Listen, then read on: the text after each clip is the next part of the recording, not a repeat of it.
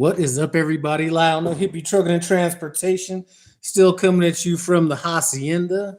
If you happen to be catching this on the replay, I'm gonna be waiting for a few people to come up in here.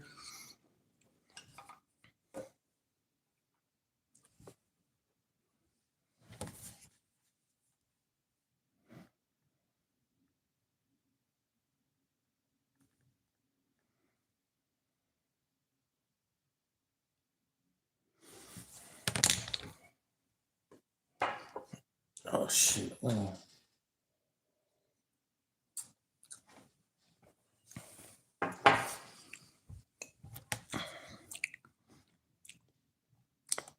Afro, what's up?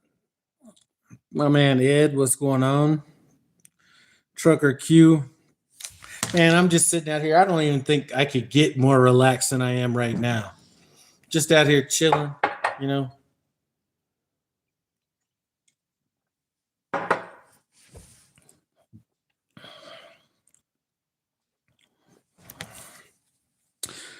What's up, Jesse? Just out here chilling, man. G80 Sean, what's going on? I don't know this for sure, but it seems like Prime has them loads right now. I got somebody out there. As a matter of fact, Ed is out there. You can't even get a break between loads right now. So if you look up in the chat, old Ed right there, yeah, he's been running and gunning, like no stopping between loads whatsoever. I would say I am jealous of the load he has right now, or the load he's about to go pick up tomorrow after he drops off this load today, but not jealous enough to get my ass off of this Hometime right now.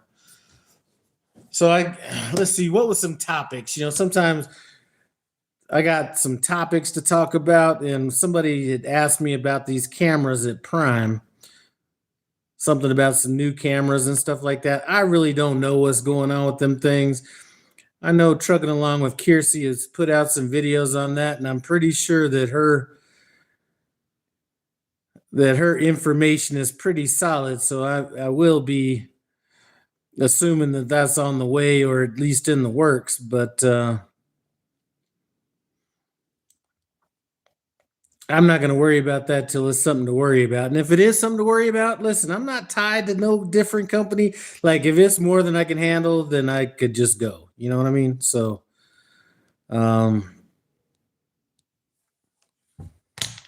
right, the Prime lawsuit. Now, my man Terry over at Tim Travels did a video about the lawsuit that Prime just got hit with, and you know, I mean, that amount of money that they're talking about in that lawsuit is definitely a lot of money. But you know, one thing that the fact that they still gave out this little Christmas bonus, that they could have easily done away with that. I'm talking about the $100 that every driver got. You know, they could have done away with that, and they could have done away with the little Christmas bonus, you know, for people that stayed out for a certain period of time. So, I don't know. I don't think it's going to be crippling. Obviously, nobody wants to pay that kind of money, but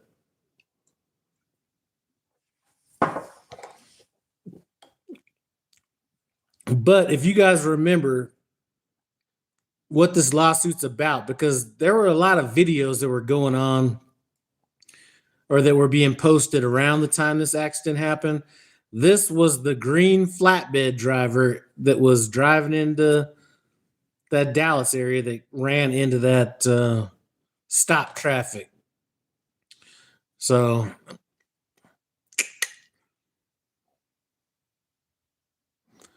that was the driver that did it. And, you know, I just did that AI bullshit, which is hardly ever right, but it gave the driver's name. So I looked up the driver, and it seemed like I looked him up on Facebook. It seemed like he was posting normal shit until just recently, maybe within like the last month and a half or something like that. But you could tell it was him. He never said he was at Prime, any of that kind of stuff. But there was a picture of him in his truck, and you could tell it was that lime green color.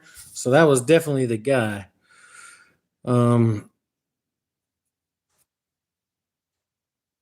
But yeah.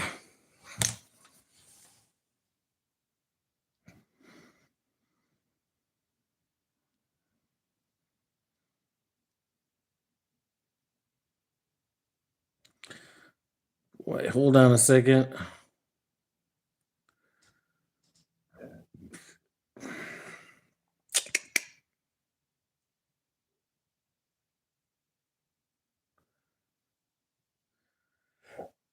All right, drive. Okay, Afro says driver responsible for a few miles out.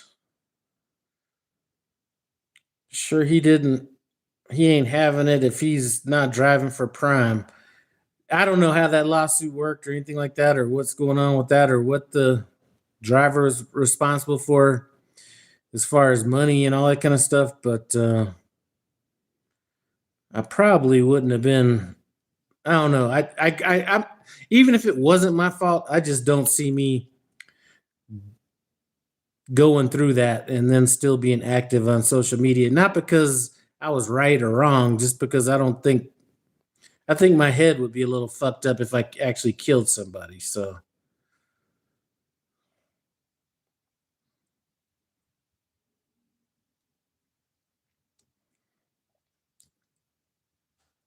all right, Afro millions, not miles. You talking about the lawsuit amount? Uh, Maybe I'm missing something in these comments here. Uh,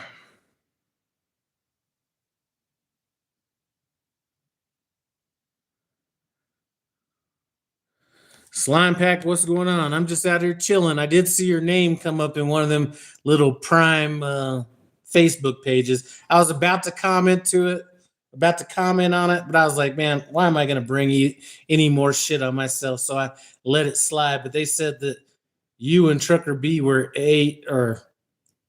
DEI hires for Prime, and I was about to say something. I was like, you know what? That's a never ending argument talking about how good a driver is or isn't, whatever. I just didn't say anything.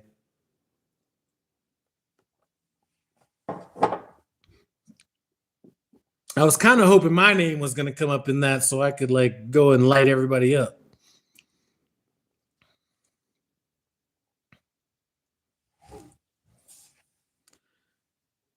All right, Slime Pack.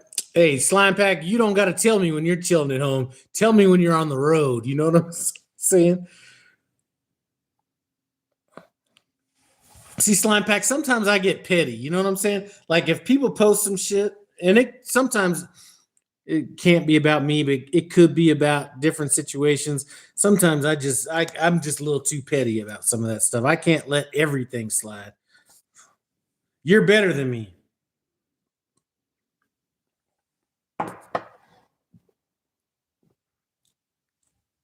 Yeah, so we got that, and then there was a question that was sent to me that was asking if prime drivers are. Wait, let me see what this thing says.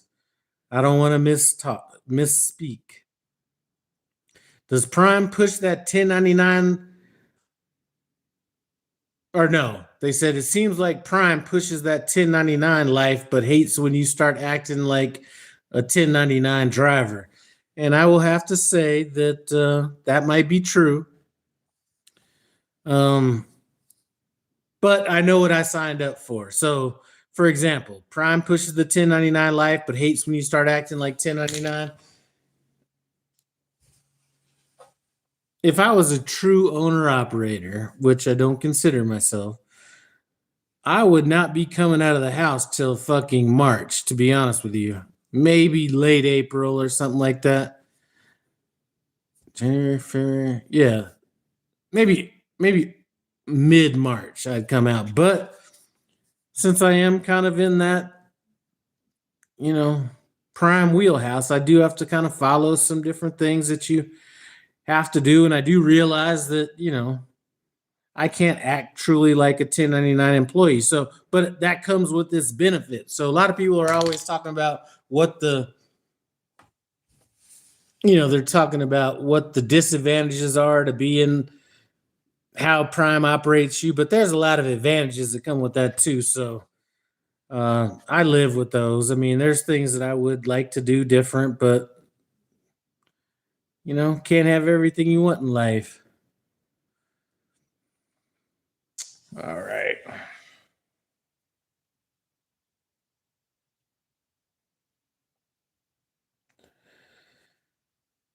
Slime Pack saying you can't win with everything on the internet. Man, I'm so petty sometimes. You can't win, but sometimes I got to get my point across. Trucker Q, sometimes you can't turn the other cheek. Sometimes you got to stand on business. Absolutely. And if I was Slime Pack, I would have been so petty in that. I mean, I would have done it. Like I'd have been. I didn't even say what I would have said, but I would have been petty on that.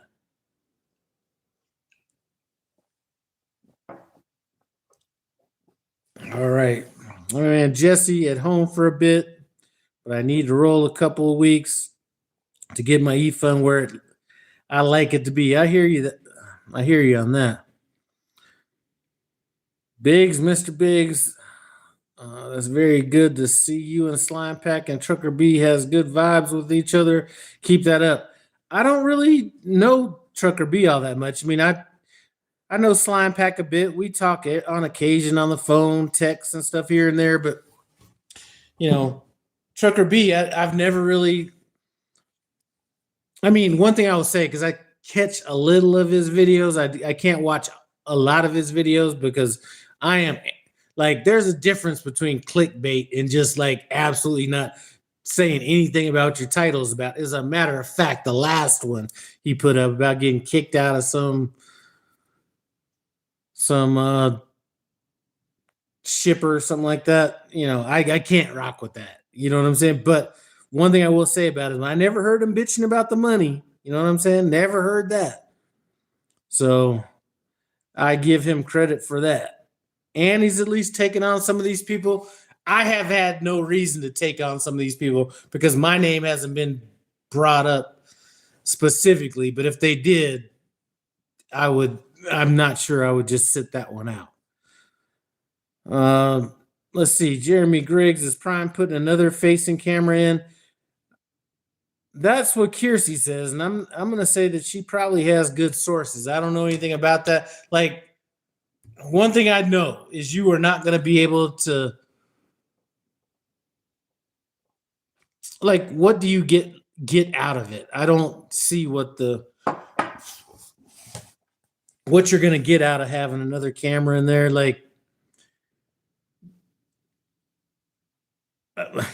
anyway, I don't know. I mean, I hear that that's what the deal is, but I think that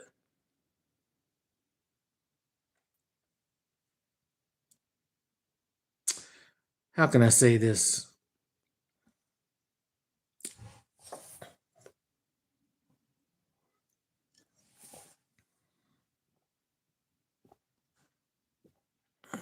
I can't really say it the way I want to say it.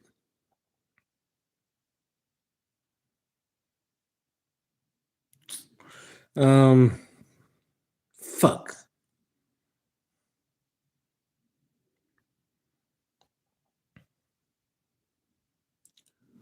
When people at a company, and I'm not talking about Prime or even the trucking industry or whatever, but when they think that you're going to be able to micromanage, hold on a second.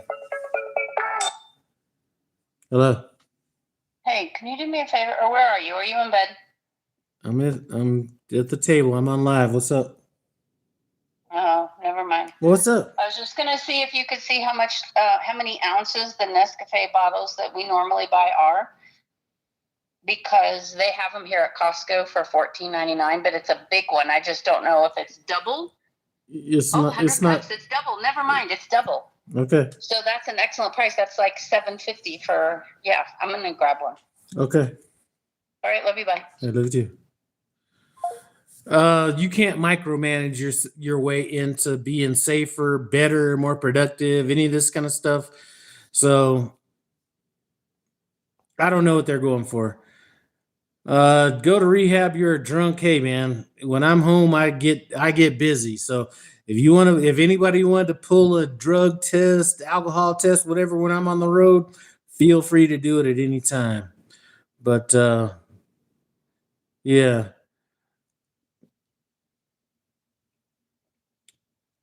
So I don't know what's up with these cameras. Jeremy Griggs, again, talking about this $44 million lawsuit. Tim Travels did a video on that. You know, again, the the verdict on that lawsuit came out, they still paid people for their Christmas bonuses, you know, $100 and all this kind of stuff. Plus, they still had the Christmas bonus for people that stayed out. So, I mean, I'm sure it hurts, but I mean, it hasn't hurt enough to where they've stopped doing a few things. So I don't know. Christopher 9348 showing some love, appreciate it. All right, Mr. B. All right. Yeah, man, you're right. You don't need a camera facing as crazy because that micromanagement, the driver. All right, I understand what you're saying. Here's the problem when you start micromanaging things to the degree that Prime has been doing it, is people always say the cream rises to the top and all this kind of stuff, and I would like agree with that a lot of times. But sometimes if you set a bar, here's a good example without me saying what I'm trying to say. If every single driver has to follow the same procedures when they're picking up loads, delivering loads, that's fine. But then what happens is, first of all, actually, that's a different topic. It kind of is the same thing. I'll get on that in a second. But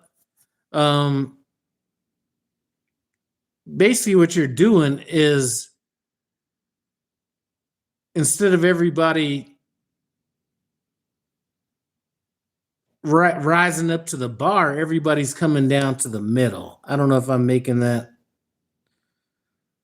you know, if that's exactly the way I want to say it, but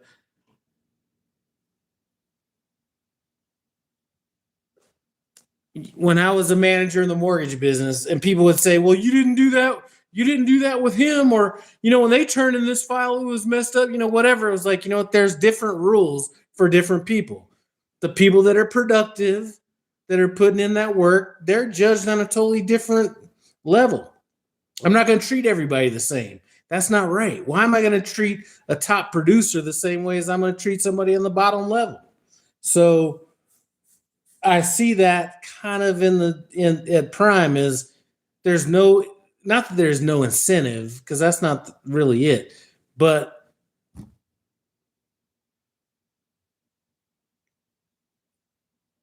not that there needs to be incentive, but everybody should not be treated the same. Because here's what I will say, going back to what I was going to say before, is if you treat everybody the same, every driver has to do live load calls and live dispatch and all this stuff, you're wasting resources on people that it doesn't need to be wasted on. Like, why am I going to have a driver that's never been late, never been, you know, never did anything wrong, and treat them the same way as a driver that's brand new? I could say, you know what, you've been here this long, you've been doing all this kind of stuff. I'm not even going to waste my resources on this guy. I'm going to focus it all over here. So now instead of having 20-minute live load calls or whatever it is, now you're able to direct your attention on the people that need it, if that makes sense. You know, there were people that I was in the mortgage business with when I was a manager. If they were newer or whatever and they turned in a load, I'd pick through that loan, do everything, turn the loan in, and, you know, do that. But if there was a guy that's been there 7-8 years, all this shit's tight every single time he turns me in a loan, I'm just going to walk it right to the underwriting department. Why am I going to waste time on some shit I don't need to waste time on? That's what we're doing a lot of at Prime, is we're wasting a lot of time on shit that really shouldn't be wasted. All right. Somebody should bring this up in the safety meeting this Friday so Prime can be held accountable for their answer. I'm not even sure that's even worth like wasting time talking about until it becomes an issue, because it's not going to change anything. That's what they don't understand. No matter, you could put 45 cameras in the truck, it's not going to change anything.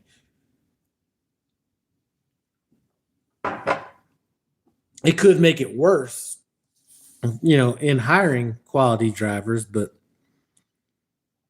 you know, everybody's talking about, oh, Walmart, they're the place to be and all this kind of stuff. Walmart wasn't always the place to be. Why? Because they were micromanaging the fuck out of you. If you remember back about 5 years ago, somewhere in there, Walmart did not become the place to be even though they still micromanage you. It didn't become the place to be until they let up on some of that shit because people weren't going there. There weren't a lot of people. God damn it. Hold on a second. Yep. Do you want me to pick up anything for you? I don't know if you see something. I'm probably going to go get some pizza later on after you pick up this little terrorist. Well, I think he sent me a message that they might be bringing him. But we have the wild turkey rare breed still. No, I'm good. Yeah, you just save your money. I'll deal with that. Okay. All right. Love you. Bye. All right, love you too. Fucked up my train of thought, but you get what I'm saying. I don't need to go all the way through it.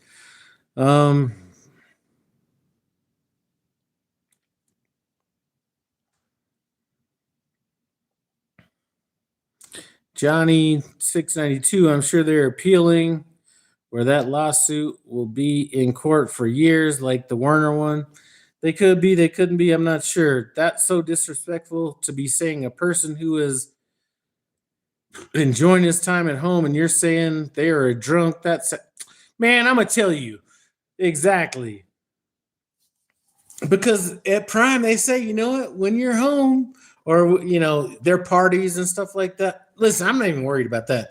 I mean, really, I haven't drank really all that much since I've been home. Most of the time you see it's on camera just because I'm chilling. But I would probably, I would say that I'm probably, well, a lot of it's because I'm on the road, but easily drinking 3/4 less than I was before I became a truck driver.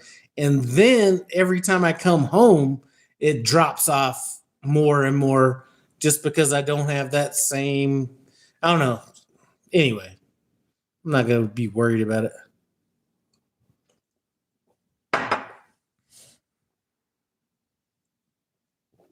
All right. Junior, only scan one bill and write the totals on it. It doesn't matter. The scanning shit shouldn't even be like if you just said, you know what, we're going to trust our seasoned drivers. Let's even say it's drivers that are over 4 years. We're not going to make them go through all the bullshit. How much time would that set aside for the people that actually fucking need the help? So I don't know. Greedy little pig. Okay, I have 1,000,000 miles and I still get treated the same as dude that doesn't know his ass from the hole in the ground. Absolutely. So he has, I'm coming up on, I mean, who knows how many miles I actually drove, but I'm coming up on 1,000,000 miles. I started in April 2019. Same thing. It's like when you're, some of this shit is just so stupid. Like, it's like, okay, scanning these bills and do all this stuff. Then you call in, do the live low call. And sometimes I'm driving because I ain't waiting around for this shit. And they're like, you know, well, do you see this PO on here for this number? Listen, I scanned the bill and you can go look at that number. I'm driving. I'm sorry. I can't do that. So some of this stuff is, it's a waste of everybody's time. It's a waste of resources. It's a waste of resources to the people that could actually benefit from it. All right. See, Jerrigan, 3752. Peterbilt said I'd have to wait 3 days to fix my knock sensor to be covered under warranty. I bought it $850, changed it myself in 15 minutes, rolling to Florida now. Enjoy your home time, bro. I'm enjoying my home time. My truck is at Peterbilt, and I told him, listen, I do not need to leave here anytime soon. If there's a truck that you need to get in before mine, do that.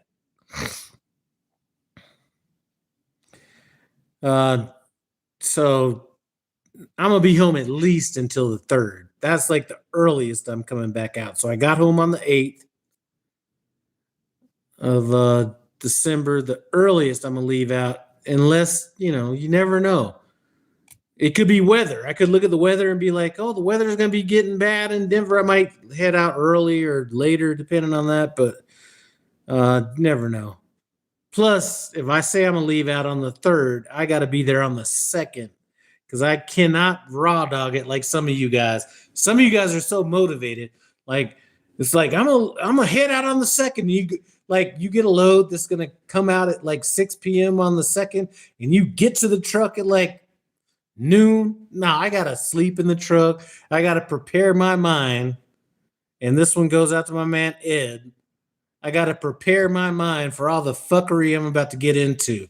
And that means I gotta stay in the truck and just kind of get into the mode a little bit. All right. Biggs, you look good drinking that beer. Some people don't like seeing people happy. Hey, they can drug test me, alcohol. They can do whatever they want whenever I'm out there on the road. Now, if you want to alcohol test me when I'm at home, I might not pass that one. Maybe more so this time. I really haven't got into it as much as like I said, maybe it's I'm getting older or I don't know, but just not the same as it used to be. I mean, especially like I came out of drinking cultures, right? Mortgage industry, it was ridiculous. It was ridiculous. Marine Corps, ridiculous. Car sales, ridiculous. I'd say the mortgage industry probably more than anything because everything was based on that. You want to go meet a client to take them out? Where do you go? Go have drinks. All that little bullshit. We're going to meet at Starbucks and, chat. I cannot stand that word. Let's go and have a chat. No, fuck that. We are going to have some drinks.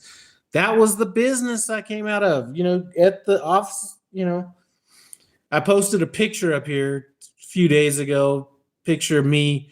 There's a guy that owned the company plus a girl I used to work with. Well, she's not a girl. She's like damn near 80 now. But you walk in the office, open up the refrigerator, all the beer you want, open up the cabinets, all the liquor you want. I mean, that was the culture. So I'm nowhere, trust me, nowhere near that. All right. Trucker 1990, I think at this point, your wife just wants to be heard on live. You could be right on that one. All right. 412. How did I miss the start of this? Man, we just got off the phone. I don't know how you missed that one. 412.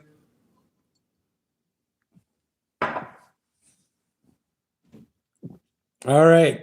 So JJR, that's my man. He was in the Marines around the same time I was. And he is saying, I can sure vouch for that. Damn Marine Corps drinking is no joke, man. It was like crazy. I would say the mortgage industry was a little bit more than that. But still. And this is a beer. I got somebody talking shit about a beer. This shit is 4.5% ABV. That's not even, this is the kind of shit you would drink before you go to the gym. 4.5% alcohol. Come on now. This isn't even worth counting. This might as well be non-alcoholic. All right.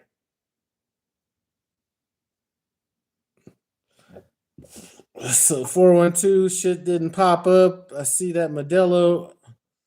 I'm more Corona extra, but a Modelo isn't bad. Kind of reminds me of Miller High Life. I got this Modelo. I think what got me on this Modelo was I went and ordered some tacos. We got this taco place. They're going downhill now, about 3 miles from my house. So I went to go order some tacos, and while I was waiting for them to get made, I ordered a Modelo, and I was like, that doesn't taste bad. So I went ahead and got that, but not my first choice. Normally, it would have been a Corona.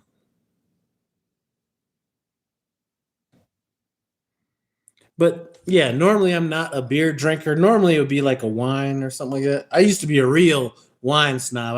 Going out to Napa Valley and doing the whole, I used to be a fucking wine snob, early 2000s.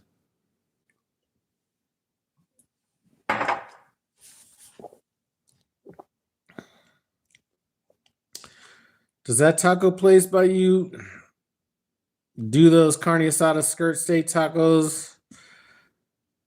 They used to be awesome, I'm telling you. And I don't know what happened, but um, it seemed like they got too big. They got too full of themselves. So it seemed like they went from cooking everything kind of to order, grilling off their skirt steak, doing all that, to like grilling it off earlier in the day, putting it like in a, storing it somewhere, and then just put, maybe reheating it or something.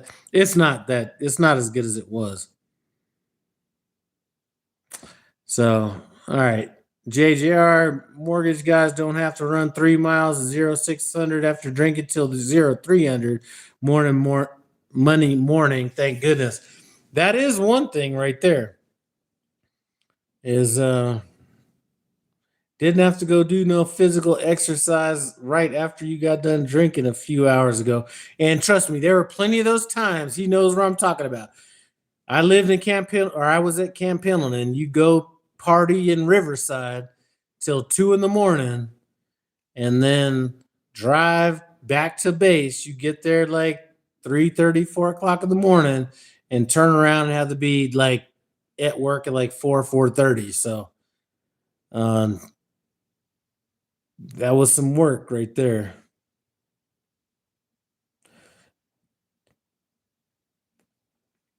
All right, Johnny's about them Corona Premium lows. Never tried those.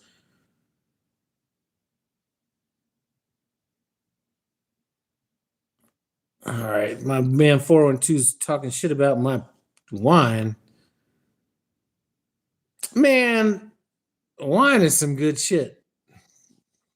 Now,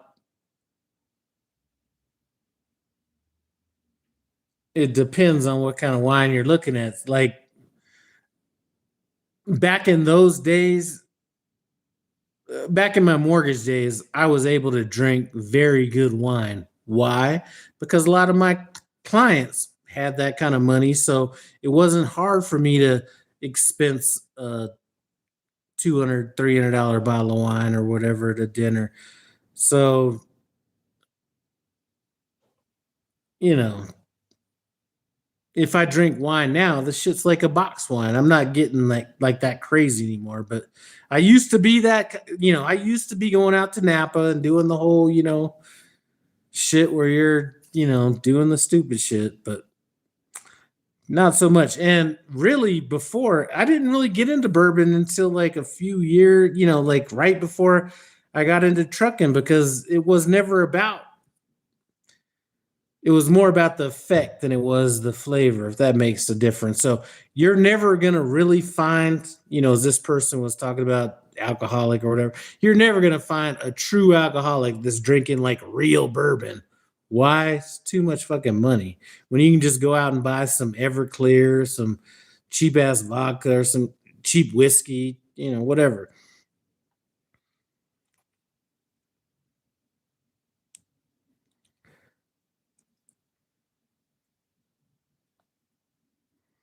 $313 Leo, that homemade wine gets me messed up. Yeah, think about what Diddy's drinking. When I was in that first Gulf War, there were these the working class people in the Middle East or wherever I was at, Saudi Arabia at the beginning. They were all Filipinos, and they used to make this little homemade like wine. I don't know what they called it, but they would sell that shit to us, and that shit was so bad it would give you a hangover before you got drunk.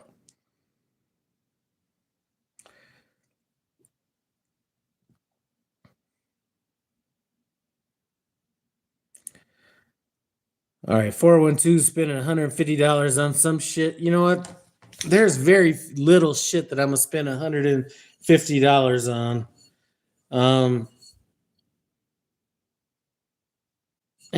Here's, I was drinking that little beer earlier. I mean, here's kind of what I've been on, is this Wild Turkey Kentucky Spirit.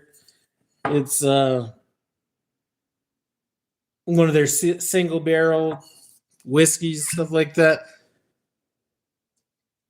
definitely not anything I would be drinking if I was like just trying to get fucked up.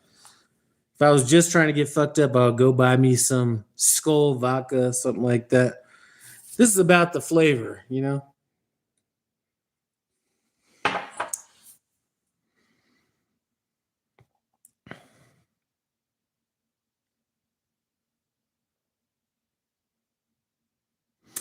All right, 412, talking about getting drunk. All right. My sister has a big wine cellar and she's a wine snob. Can't stand when she tries to tell me about all the different kinds. You know what? I agree with that. Bourbon's worse than wine. Google bourbon reviews. These guys are trying to come up with every different way to talk about wine is different. Just go on YouTube and look up bourbon reviews.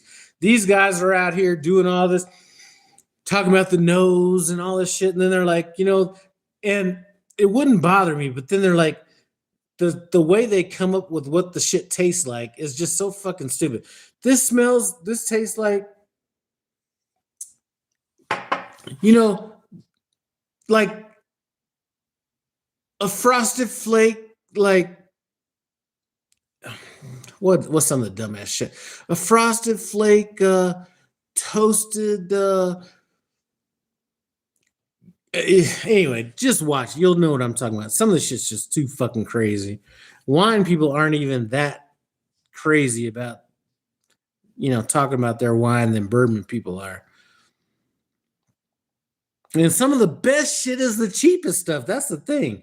I mean, this was a little more. I mean, I won't spend. This was like 60. I won't spend that again while I'm out here because there's too much cheap shit out here. It's good. I just got it because I never tasted it before. And that's the beauty of bourbon. Like, it's like you're not drinking it for effect. You're drinking it for, I don't know, more than that. All right, 412, ain't you the one that told us vodka is vodka no matter what brand, from high end to low end? Absolutely. Vodka is about the same. Now, even the best vodka, the difference between the best vodka and the worst vodka is about this difference right here. The difference between the worst bourbon and the best bourbon is like this. And there's a documentary on YouTube about I forgot what vodka was. It was Grey Goose or Belvedere, one of those two. Their whole marketing plan was to make it look like or seem like this vodka was better, and they sold it for like 6 or 7 times more than whatever was out there, and it was the same shit. So vodka's, spending extra money on vodka is a definite waste of money. And then you're like, well, if it hasn't been distilled or filtered this many times, one of the cheapest vodka's been filtered like a million fucking times. I think it's like Smirnoff or something. Still trash. It's all, and when I say trash, vodka's all kind of trash. It's like there for a reason. It's a mixer drink. You mix it with something else, or you drink it to get fucked up. That's it. You don't drink it to be like, you know, like I crack on my bourbon people because bourbon people are a little wild, but you don't sit here with vodka and like, you know, I smell like caramel notes and, you know, this and that. You know, vodka people are not concerned about that. And all right, all right. 412, I don't mix any beer with liquor in the same day, that's for sure. Alcohol is alcohol, man. It's the same thing. Remy Martin, it's more of a grape thing. I'm not sure. I think it's grape. But a lot of black people, you know, like Hennessy. A lot of times you'll hear they on that Hennessy. If somebody can tell me why black people like Hennessy in the comments, that's going to be huge. Like, I'll get into it, but if you know why black people like Hennessy, put it in the comments, and then I'll get to that here in a little bit. Hey, Lyle, dumb question. For Prime's Christmas bonus, does the trainer have to pay the student that bonus? No, that would not get paid by the student bonus. If they're running, yeah, no, that's getting paid from Prime.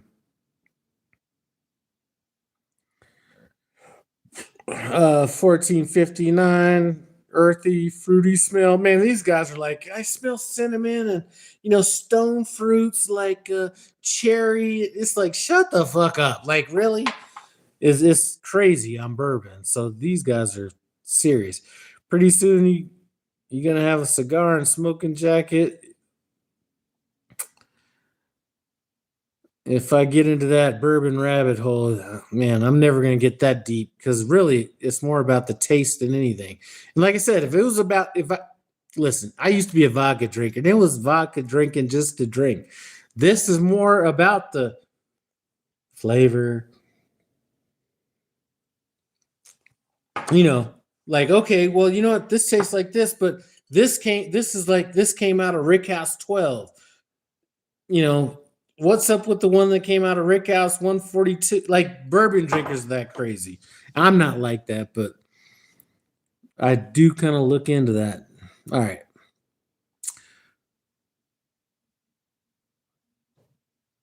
$81.96. What do you do with the bourbon you don't like? A lot of times I'll mix it up because most bourbon is not single barrel bourbon. So a lot of times they mix it. So if I have a bourbon I don't like my son usually buys me a bourbon when I come home. He bought a single malt whiskey. It wasn't even a bourbon.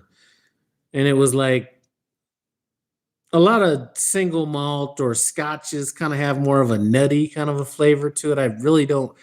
I used to like it. I don't really like it anymore. So I found some other shit that I thought was decent that wasn't expensive, and I just mixed them together. So that's kind of what I did. Grey Goose is one of them ones that I think that was who the documentary was about, that their vodka was no better than everybody else's, but they made it. Their marketing is what got them where they were selling it for 4 times the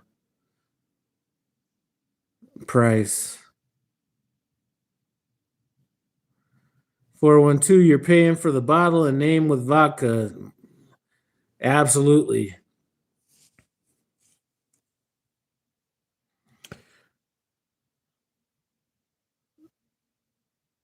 Son of Fat last 1372. Are we having vodka wars? There's really not much to talk about vodka and wars. I mean, vodka is one of those drinks where you could, I think you could put anything in front of somebody and they almost wouldn't be able to tell. They might be able to tell if one is different. Like this whole little bullshit, the Ciroc, P. Diddy and all that. That shit wasn't even vodka. That shit was like grape distilled shit. And people were calling that vodka. Vodka is a drunk people's drink right there. Or that are looking to get drunk.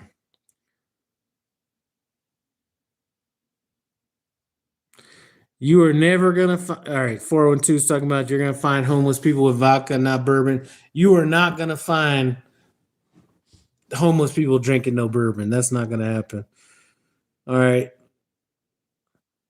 All right, Slime Pack, I'm about to get in the real reason for it here in a minute. She said that they like it because the rappers rap about it. No idea on the Hennessy. I've wondered myself. All right, we're about to get into it as soon as I get through these comments. I think it's a gangster style drink. Okay, I think that you're absolutely right, Slime Pack. Okay, here's what it is. Back in the days, World War II,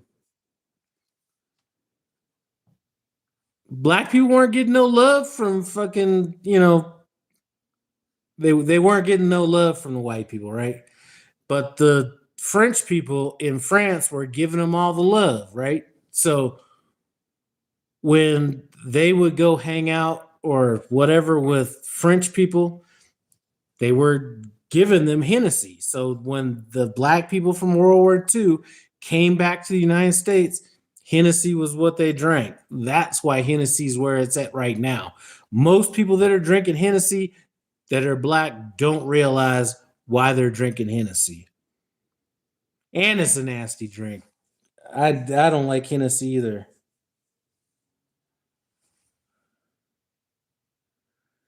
But Afro, that could go along with what I spoke about as to why Hennessy became a favorite of black people.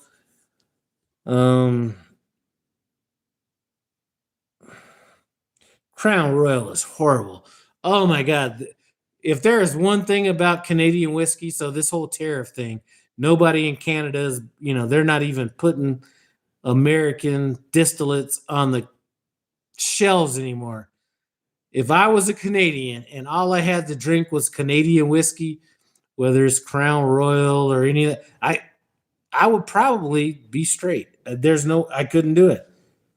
Oh, Crown Royal is horrible. I just went over to my girl's house the other day. I posted a picture on my comment section or on my post or whatever. She gave me a bottle of caramel salted, like something, Crown Royal. And I was like, let's just keep it here. It's horrible.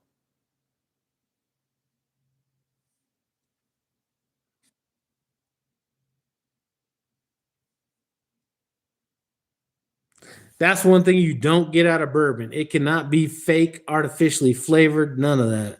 And that's what that Canadian, that's what that Crown Royal shit was. Anyway. Survived all that damn wind. All right, Poplar's survived all that wind. Gonna make it home on time for Christmas. Well, congratulations on that.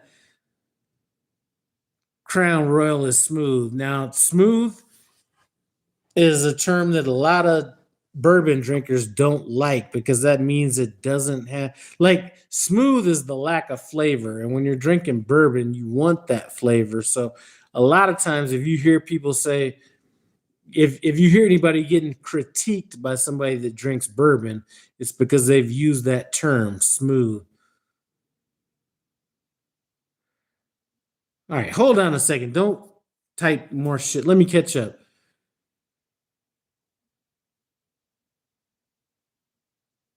All right, so what you think about black white whiskey? It drinks like coconut water. I don't really like flavored whiskey, so I'm not much down with that. Stolichnaya. Last time I drank Stolichnaya, I was at a Denver Broncos football game. This had to have been probably 1997. Went to the football game with a few of my boys. We bought a bottle of Stoli in there, vanilla flavored, and we got fucking hammered beyond belief. I'm actually surprised we made it out of there. But again, not the same. It was all about getting fucked up. It wasn't about the flavor, none of that stuff. And vodka, like this shit here, and this is light, 101 proof. Most vodka's like 80 proof. So you can't drink this like you drink vodka. 101 proof. And this is light. Normally I don't fuck with anything too much. Like 100 proof is usually my minimum. Usually I like to be within that 115, 120 range, somewhere in there. You can't do that. There's no vodka that's like that. I mean, you'd have to go up to Everclear, and that's not vodka. What's my favorite bourbon of all time? Afro said, man, it's hard to say. I think one of the most consistent bourbons, which I would even take over this one, is Wild Turkey Rare Breed. $50 bottle, so it's not too expensive. Like 135, it's like 120, 130 proof, I think, somewhere in there. That's a good bourbon. I think Penelope is a good bourbon. Wild Turkey, you get what you're gonna get, right? But some of these Penelope ones that are like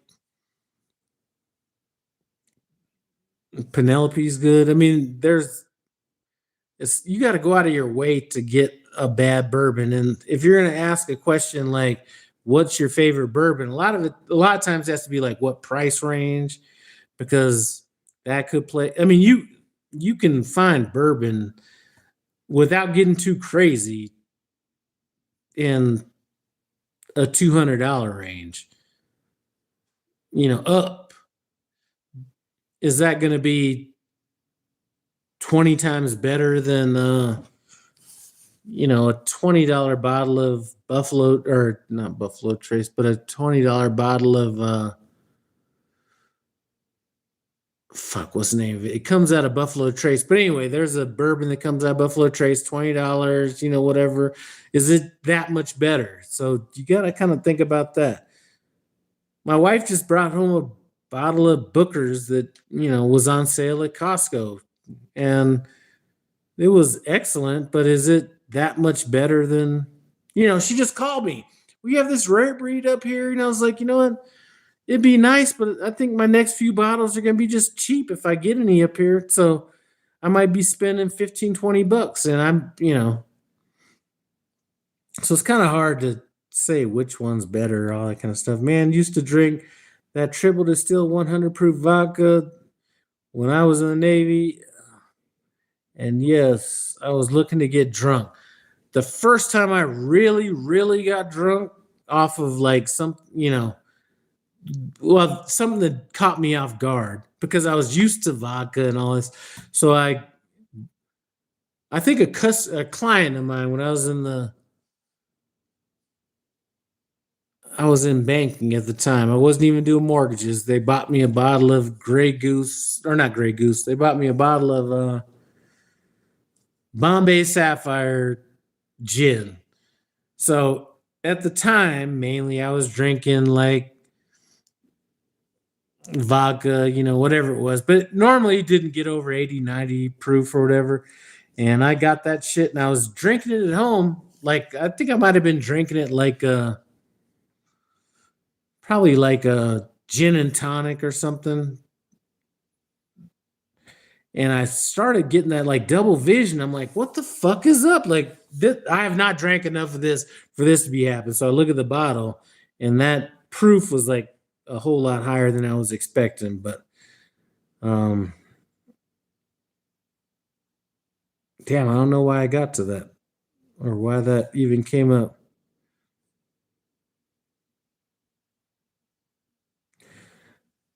All right, JJR, the Russian neighbor said our vodka's like water compared to what they're used to. Russia's actually one that put the proof on what vodka had to be, though. So if you look up, as a matter of fact, let's do it. Let's go to, I'm not one of these chat GPT motherfuckers, but let's go to chat GPT.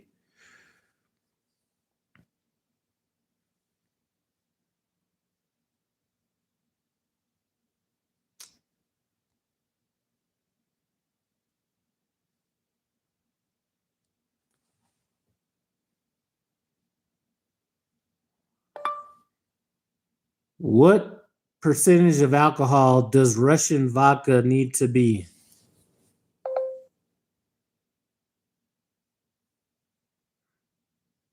80 proof.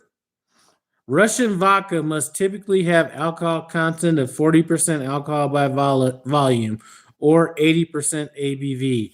So those of you guys that aren't drunks like I am, the easiest way to tell what proof you have is to multiply the alcohol volume by 2.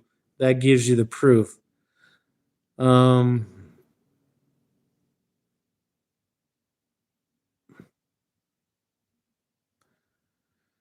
there are some standards within Russia that the strength has to be between 37 and 56%. So if you're at 56%, that means you're going to be at 112 proof. So that vodka would be up there with some of this other stuff. But 40% is recognized as the standard in Russia.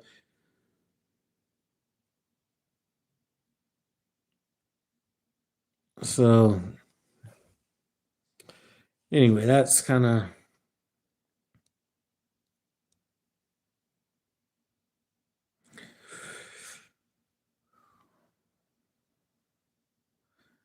Afro, here's the funny thing about fireball shots, and a lot of these homeless people may not know it.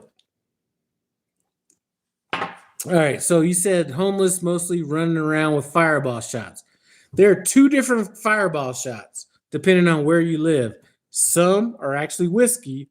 Some, because of the laws in the area, are actually not whiskey. They're like more wine with that flavor in it. So if you ever buy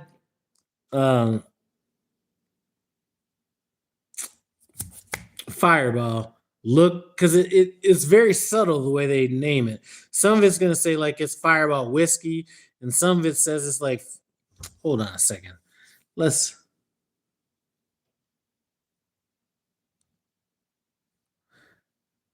Some of it's actually whiskey, some of it's some other. Hello?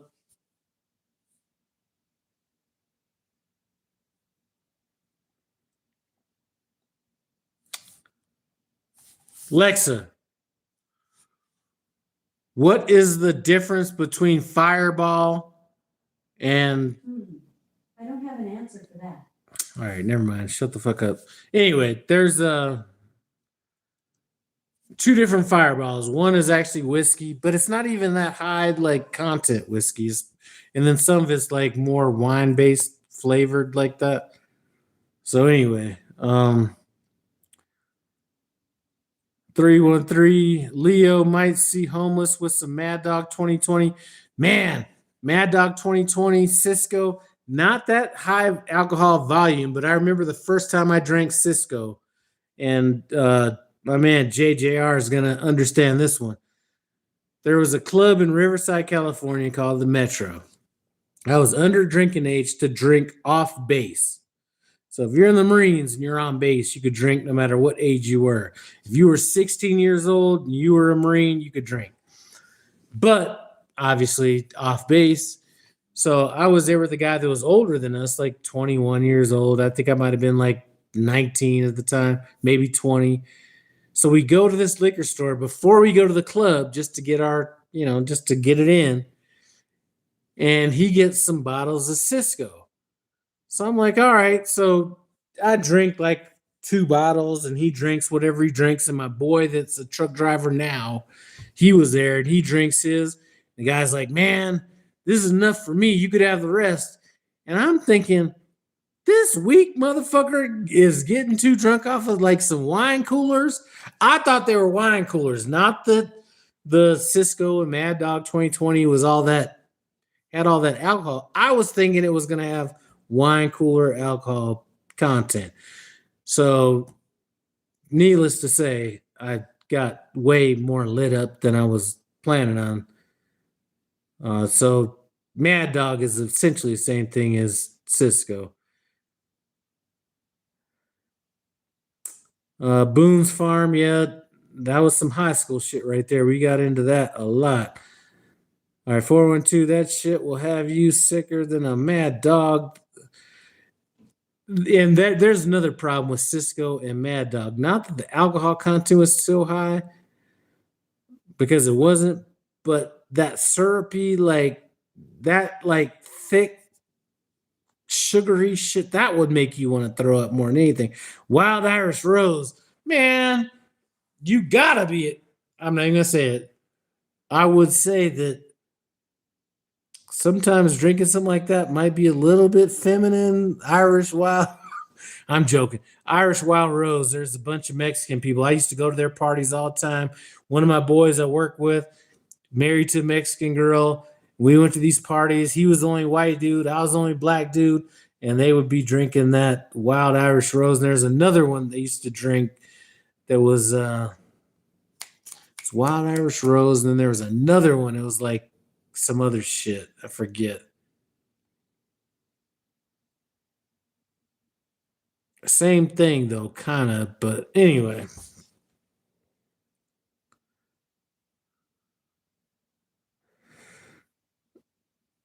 All right. Last time I drank was like 2021. I hadn't drank in 5 years. Had 4 Long Islands and like 6 double vodkas and Sprites. I was surprised I woke up the next morning. Yeah, I haven't really been drunk in years and years and years, to be honest with you. The guys from the South and the Marines loved E&J 7 Up. I got sick as a dog with that stuff. Yeah, E&J, that's more of a brandy. So bourbon and whiskey's more kind of like, well, first of all, bourbon's more, you have to have a certain amount of wheat, or not wheat, corn to be bourbon at a minimum. And then it could be kind of mixed up, with whatever you want. Whiskey, not so much the same. It could be one thing, could be a mixture, whatever. But E&J and those brandies are going to be more, that's a fruit fermented type of shit right there. All right. Mickey's, man, Mickey's, that was like my high school shit right there.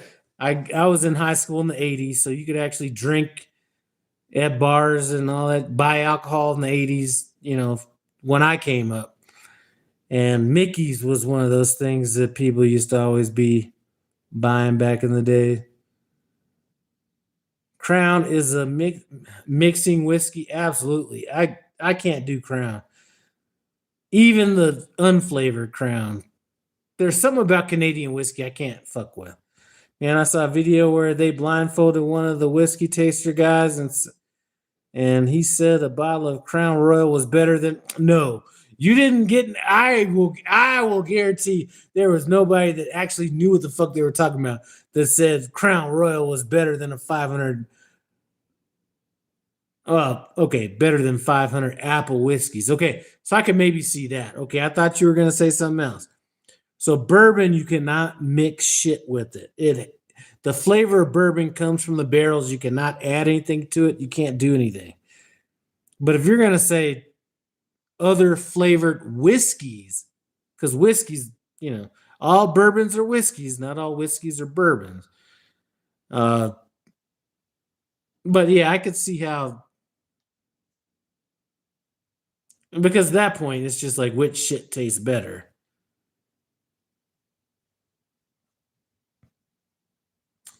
Crown Royal reminds me of Cisco. Man, like I said, I just went over to my girl's house that I used to work with back in the day, and she gave me that caramel salted Crown Royal, and I was just like, man. She's like, well, go ahead and take it with you. I was like, no, I just want to leave it here so when I come back, it's just like you could tell that artificial taste that I don't like messing with. Pappy, you must be talking about that Pappy Van Winkle. That's a little bit outside of my. Even if I had a bunch of money, I'm not sure I could spend that much money on some, or Stag. Stag's another one. Stag is something, if you could find it, and we're talking about the Stag Junior, not just regular Stag, all that, because there's certain there's Stags you could buy that aren't that crazy. Eagle Rare, I can find Eagle Rare in Colorado for a good price. So a lot of times, I don't think their alcohol percentage. As a matter of fact, I think Eagle Rare might have been a little bit more than I wanted to spend. Buffalo Trace is certainly less than I'd want to buy in terms of alcohol content. The best alcohol to drink is anything white. Absolutely not.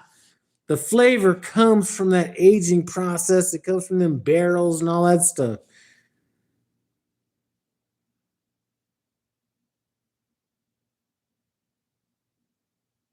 Everclear will have you sounding like a cross between James Brown and Wilson Pickett. Now, Everclear, that is purely something you drink just to get fucked up because it's really no flavor. It's like horrible. What's the first assist a person should or what is the first assist? I don't know what that means. What's the first assist a person should invest in? I'm going to say I don't know exactly what that means. First thing I would say, invest in your housing, which I think is different in trucking because a lot of people don't need to actually live in a place. But if you're married and you actually have to have a home or something like that, the first thing you should invest in is a property where you live at. Because if you're going to be making mortgage payments, you might as well be making, or rental payments, you might as well be making mortgage payments. After that, just the stock market. I mean, in general, I mean,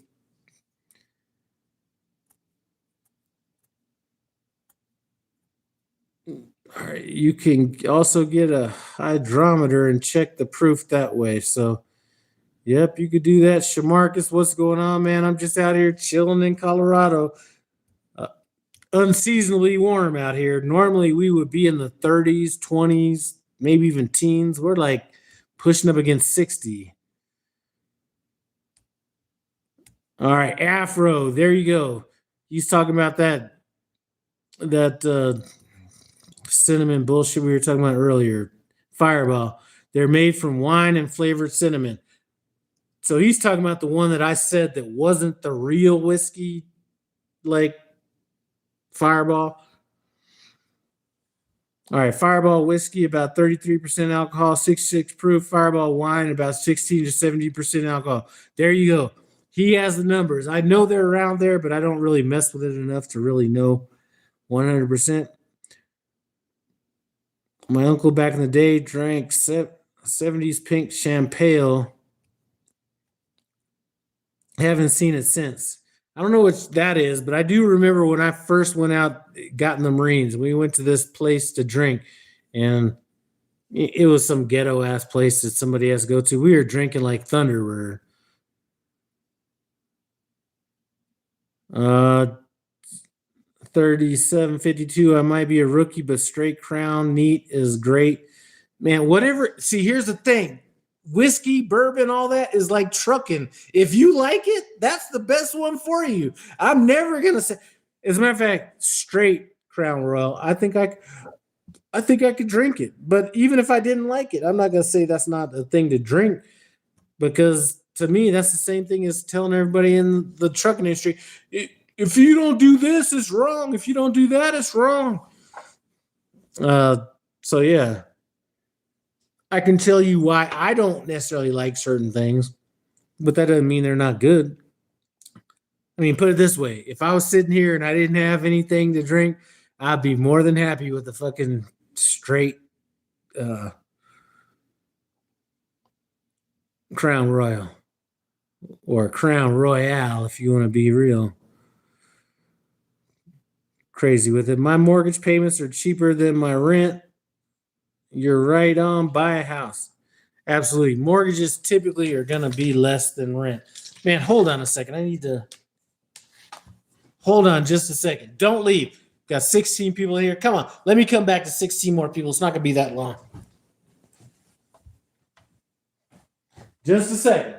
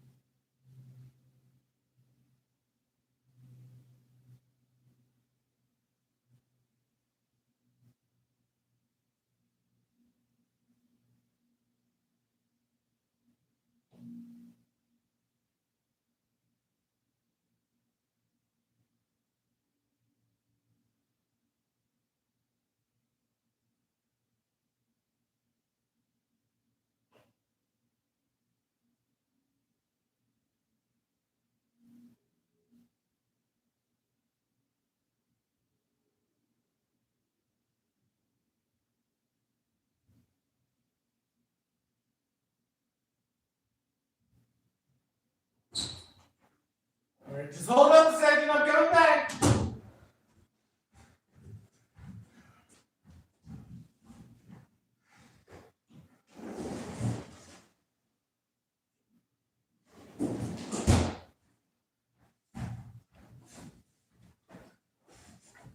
Yeah. All right, sorry. All right, we just dropped a couple. All right, so let me see.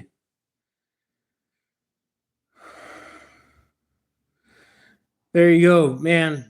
Ronald 2046, whiskeys for drinking, bourbons for sipping. Absolutely. Scotch is also a sipper. I used to be more into scotch than all of it. I think I got burnt out on it. Plus, the average scotch.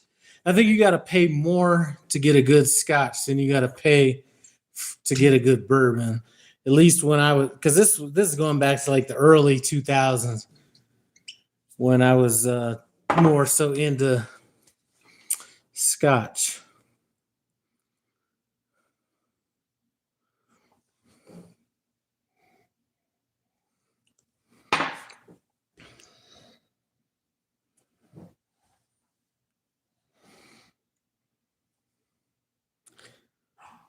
God damn, my dog is pissing me off.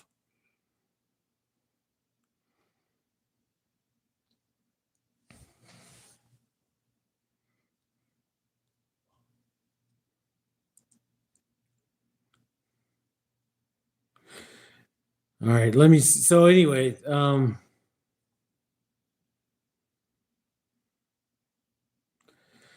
right. Somebody just said that Prime is introducing a new Netradime DMS sensor camera.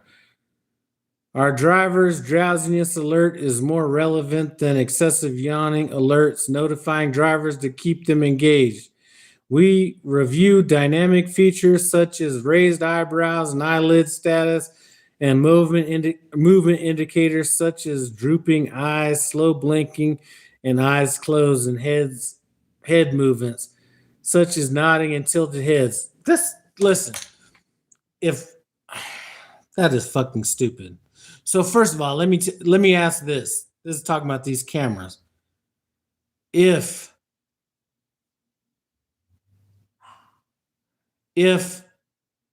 a driver does show up as drowsy, are they going to tell a driver to pull over and stop driving? That's number one. Number two, if they're going to do that, one thing I've been talking about for a couple of years, at least on a few videos, is if areas are going to be hit with all this bad snow, I've seen companies, Snyder's one, that says, you know what, if you're in a certain area, shut down. Like, it's not even a choice. You're forced to shut down. If they really were, I don't know. Some of this shit just doesn't make sense to me. Anyway, you're not going to micromanage your way out of this problem as much as you want to. So I don't know. I don't get it. Some of this shit is just crazy.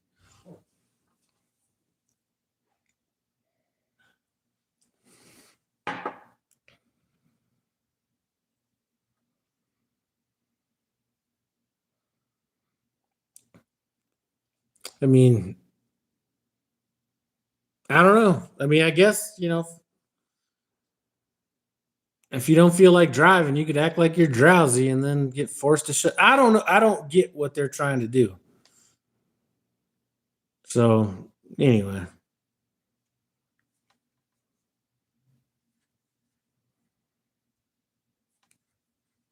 I think, an easy way to tell what's going on, or an easy way to figure out what the best way is to do this or whatever.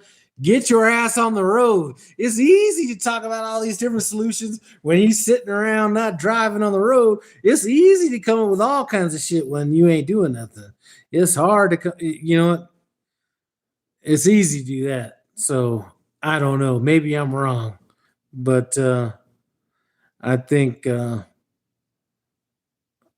a little bit of practical application might give them,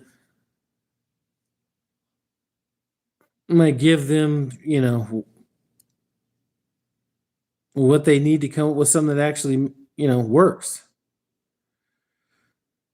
All right, 3752. My Peterbilt was trying to derate on the road. Assist said nothing we can do. Friday night, I cleared knock sensor. Made it 280 more miles to Denver and replaced knock sensor myself. I'm glad you could do it because I couldn't. Trucker Q, they ain't gonna put a new camera in my truck, man. They're gonna do whatever they're gonna try to do. I mean, I guess you could always leave. Trying to use cameras to fix hiring shitty drivers, man. I don't know if it's shitty drivers as much as it is that, I don't know. I would be more than happy to have any safety manager, fleet manager that hasn't driven, anybody out there that wants logs advisor, because, any logs advisor that's out here wanting to give advice about, I will more, as a matter of fact, and I'm not even fucking joking around, I would pay them their salary for the week or whatever they're out if they want to come on my truck and actually fucking see what's going on and how things really work out here. I would do that. And then they say, well, come work in our shoes or whatever. I'd go there and do that too. I'd go and sit next to them all day long and not get paid the whole thing. So,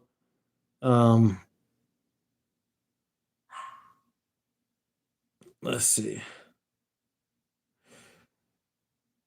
Afro, let's not talk Prime trucking, man. Dumbass Prime gets on your nerves when you get buzzed. Man, it gets on my nerves when I'm not buzzed. When they start talking, some of this stuff is just, it has nothing to do with being buzzed or not buzzed or anything like that. It's just like,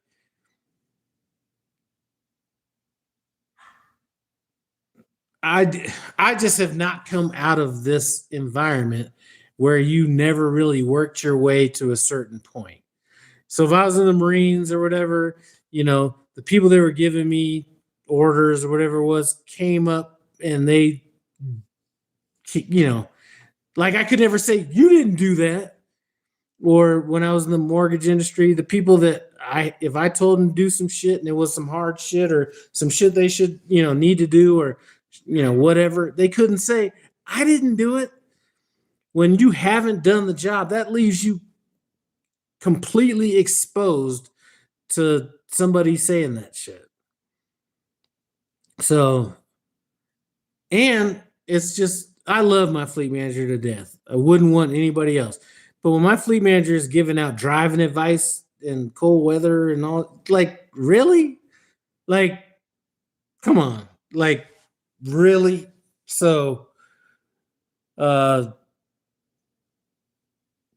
matter how, it's no matter what advice you give, if you haven't been in there, it's really irrelevant.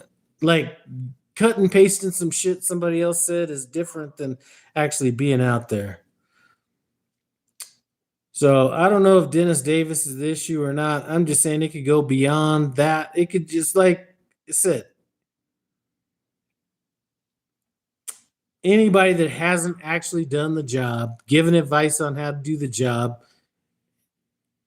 I'm saying they're ignorant, not because they're ignorant or stupid. They're ignorant because they don't know what they're talking about. They could be in court all day long talking about the shit that, like we went in all these cases and slow down and leave following distance or this or that. But if you don't really know, anyway.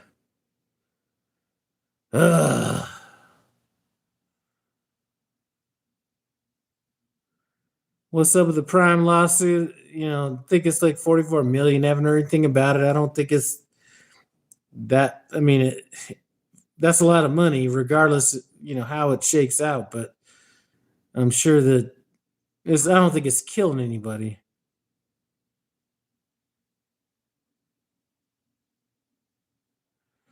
All right. Afro, yep, I hear exactly what you're saying.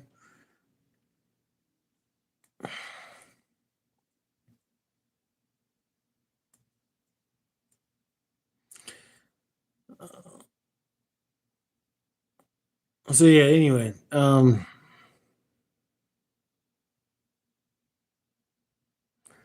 Afro, you're becoming dangerous. Your truck is paid financially. You seem comfortable. You talk your mind. That's what they didn't like about Tim Travels. They want simp ass drivers without naming names who kiss ass. You know what? I think there's a little bit to be said about that, but I think more. I think that there's a. I think that there's a lot of shit that I say that is actually like. How credible would I be And let me tell you, I haven't got a referral in so long, it's not even about that, right? But how credible would I be as a driver at Prime to only come out here and be like, Prime's the greatest place to work and, everything's fine and, this and that? I think I have more credibility when I say, listen, I'm making all the dough with Prime and I don't know why everybody's bitching about this or bitching about that or whatever.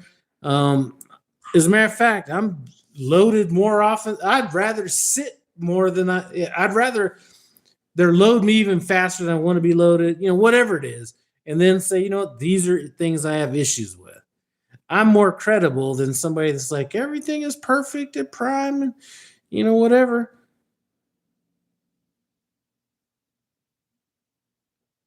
So if it ever came down to that and they had a problem with it and they wanted to get rid of me, I mean, I wouldn't want to necessarily leave Prime, but it's not going to really fuck me over. I mean, I could do it, I mean, I'm not going to be taking no Greyhound bus nowhere, or I'm not going to worry about my next 24, 36 mortgage payments, no shit like that.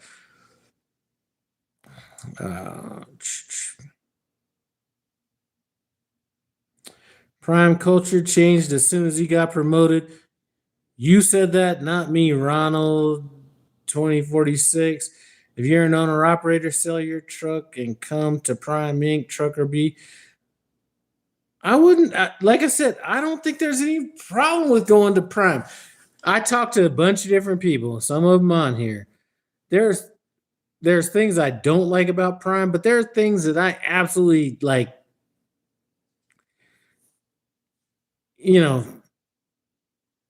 Things that we don't have to worry about at Prime, this extra money that some people don't even think about. And you have some people that haven't been at other companies, and you could always tell detention. We get more detention than just about any, we have people that go after, that's their job. They go after detention. I just was home for a week. It was Friday morning. I didn't even think about looking at my paycheck because I was like, I'm gonna be negative $100 or $130 because I gotta pay my insurance or whatever. But I was like, fuck it, let me take a look at it. I got to check $700, so that meant that $700 was $100 from Prime for the Christmas bonus. So take that off, $600. I was let's say $130 that I owed for insurance or whatever. I mean, I made $700 in detention that I wasn't even expecting. So, but if anybody at Prime thinks that I'm wrong or that I'm saying something that's out of bounds by saying you would be better at doing your job if you came out on the road with the driver, then I'm guilty of that. I'm guilty.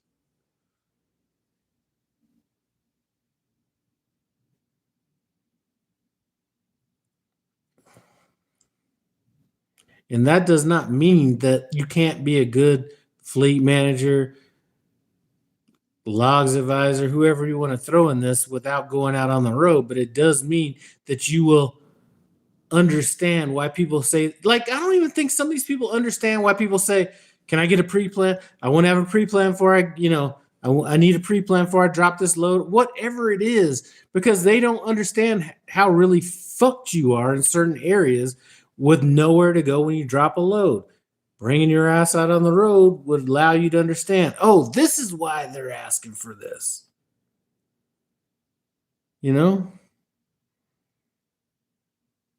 Or why you're in Boston and you say, I need a pre-plan, and they don't understand why you're so adamant about it, because if you go the wrong way and you hit all these tolls, oh, here's your next load, come from here. So now I hit all the tolls going that way. All the tolls going back. They don't understand that. But everybody wants to talk about net fuel cost and, going to the ACE2 class and all this shit. You know what? Maybe my net fuel cost would be a little bit higher if I didn't have to drive the wrong way to a washout that was unnecessary because my next load is coming from a place that has a washout, or I'm driving the wrong direction, or whatever it is. So if they have a problem with that, then I'm sorry. Dr. Schmidt, what's up with these Peterbilts and those engine lights coming on for no reason? Mine is a deaf thing. Mine's a little bit different than a lot of people's, but I think that a lot of it's, depending on what year, was fuel injectors, which are normally going to be under warranty. Poplar is shit. I'm jealous. I never saw detention pay when I was at Prime. I get detention so much. I want to get detained. Like I tell people, that's free money. If you want to hold me over, I'm not complaining. I'm not doing anything. I'll go up to the shipping office, and I'll be like, listen, I'm in no hurry. Not that they're going to do it based on that, but I'm not in a hurry. All right, honestly, I don't. All right, honestly, I think they just don't care that you're in the area. Good luck. It's your job to find parking. I've started taking a lot of that parking and, all that type of stuff on my own. So when I first got out here on my own, it'd be like, I just delivered in, such and such, and I'm going to go find somewhere to park or whatever it is. And whatever happens. These last 3 years, it's been kind of, I ask for a pre-plan, I give them an ETA. Can I have a pre-plan? No pre-plan. If I don't have a pre-plan, by the time I'm unloaded, here's where I'm going. And I don't really plan on coming back. So if I'm in, northeast, I might start heading south. And then if I get a load, it better be along that path because I'm not coming back up. So that's kind of what my thing's been lately is I'm taking a little bit more control over where it is.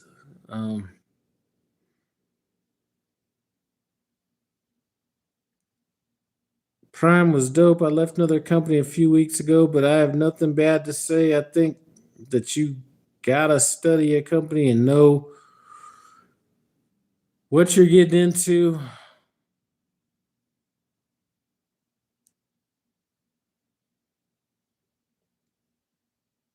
Prime is a good company. Like I said, I am in no urgency to leave Prime and go to a different company.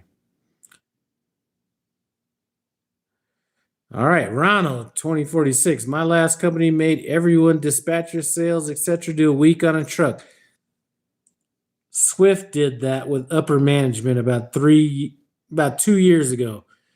And I'm not talking about dispatchers. I'm talking about like people above that level went out on a week on a truck and they came back with actual solutions.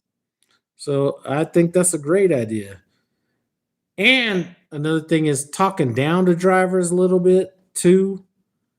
I think a little bit of that rubs a little bit the wrong way. How much they charge you for insurance? I pay $110. It's around that area. I could lower it a little bit, but I could lower that insurance a little bit. But yeah, that's around the mark. 71090 gets detention all the time. All right, I only see my detention when I go for home time. I think my fleet manager has his own method of draining. With that, yeah, I don't know. I get it all the time, man. I love detention more than driving. Dispatchers should have 1 year OTR experience. I don't know if I'd agree with that. But here's what I will say. I believe that there should be a path for drivers that want to work their way into in-house, whether that's fleet managers, safety, whatever. I think that should be your first draw, period. So maybe it's like, okay, you have to be 4 or 5 years, 6 years, I don't care, on the road, but there's a path to get to in-house employment. And they should take precedence over people that are coming in, whatever, any other way. Prime is too much of a bro culture to put anyone in-house into riding on a truck for a long week. I agree. Absolutely. I don't think nobody's going to do it because nobody wants to do it. But yeah, I think that is, like, why should a driver be? Think about this, how ridiculous this is. I don't know how many drivers are actually wanting to go in-house in Springfield, so that's, or wherever they hire out of. So that's maybe part of it. But why would anybody hire somebody other than a driver that wants to go in-house? Like, I could see if there weren't any drivers that want to, and to be honest with you, some drivers are gonna be fucked up, and maybe they don't have the mental capacity. We got some dumb drivers, I'm gonna tell you. But a driver that's capable of handling the job, that has everything that you need, why wouldn't that driver have the edge over somebody coming straight out of college or wherever the fuck they're coming from? Why would that not be the case? I don't get it. I'm always so early, I hardly get detention. Listen, I don't care how early you are at some of these places, you're going to get some detention. As a matter of fact, one of my boys just dropped off in Brundage, Alabama. Dropped off, and he was held over like 6 hours. So 4 of those minimum had to be detention. Can somebody in the description below tell me why you would not pull a driver up that wants to be, and I'm saying not just pull them up and say, you know what, we'll consider you, but why a driver that comes up from driving that wants to go in-house would not have a more direct path than somebody that is coming from the outside, be it college, be it another company that had whatever. Why would they not have a more direct path? Please tell me, because maybe I'm missing something. I don't get it. All right. 780. Well, it's like the FMCSA. Unfortunately, all of them suit and tie and probably don't even want to drive their own cars, making rules for all of us. I understand that, but why wouldn't you take a driver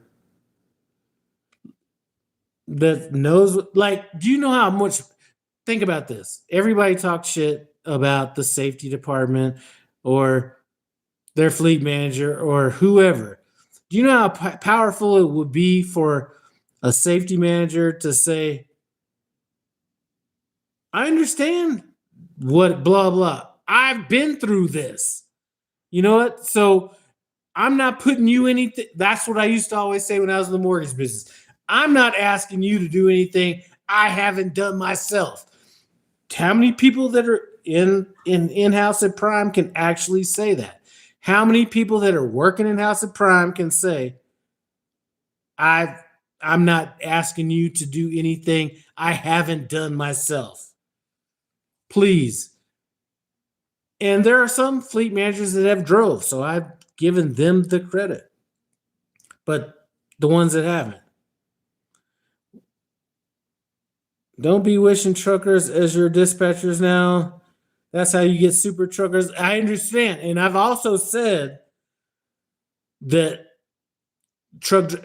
not in this video, but truck drivers could be the worst fleet managers. I get that. Because then you do get that. That's why I say that my fleet manager is probably better that he hasn't drove, but he has that mentality. My fleet manager is not the fleet manager that comes out talking crazy. And I've seen some of these fleet managers talking crazy. Well, okay, Ronald 2046, they think drivers are stupid. I think a lot of drivers give people reasons to think they're stupid too, though. So that could be part of it as well. Drivers would be the best fit in for in-house jobs. I think here's what I think. I think you see a lot of people at Prime, every meeting, they're talking about, I've been here 30 years. I've been here like 89 years. I've been here all these years. Well, it's easy. Like, you don't see as many drivers staying around for that long, even if they wanted to, because physically a lot of drivers ain't going to be able to hack that for that long. It's an easier path. It just is what it is. And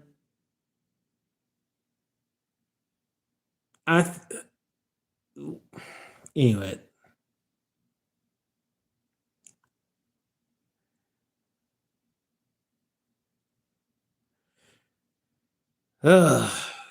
And I'm not saying that people at Prime aren't doing their job. That's not what I'm saying, because I do believe that the people in safety department are doing their job. I do. Here's where it comes, is the understanding. So when a safety guy that hasn't drove a truck or hasn't driven a truck in 30 years says, just find parking. No shit. Just find parking. Okay. Like, what does it take to get to that fucking parking? Like, it's not just I snap my it's not like I dream a genie and I snap my fingers and there's parking right there. It's more like,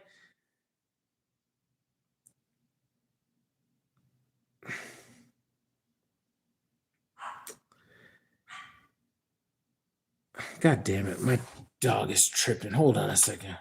I'm gonna have to go. It's the difference between regurgitating some shit that you've heard than actually dealing with it. So, and it goes both ways. Like, I couldn't go into the safety department and be as effective as I, as effective if I was never in the safety department. So I think my dog needs to go take a piss, so I might have to.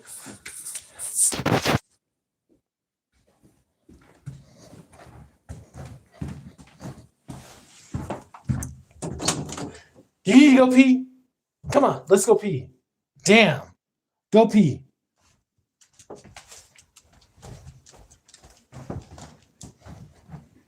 Go pee. Go.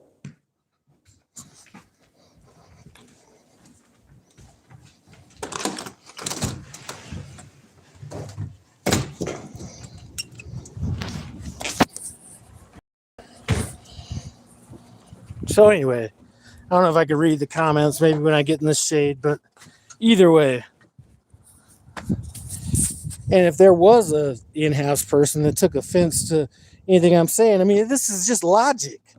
Like, I can't empathize with somebody in the same position with.